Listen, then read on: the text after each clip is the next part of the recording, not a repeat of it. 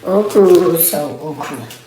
Sanarwa ta gaggawa mai matuƙar muhimmanci ga duk wani makallacin shirin fim ɗin uku sau uku. Ku biyo mu don jin wannan sanarwa saboda tana da matuƙar muhimmanci a gare ku.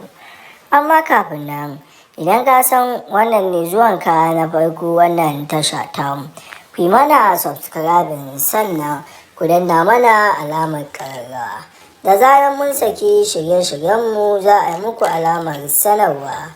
Kamar yadda kuka sani, shirin fim ɗin uku sau uku shiri ne da ake sakan muku shi duk ranar Laraba da misalin ƙarfe 8 na dare akan tashar nan ta AKA Amfara, wanda idan kai duba za ku ga a duk satin nan ko bai saki ba akwai masu amfani da sunan wannan shiri suna yaudarar ku, wanda idan kuka shiga za ku ga ba shi bane.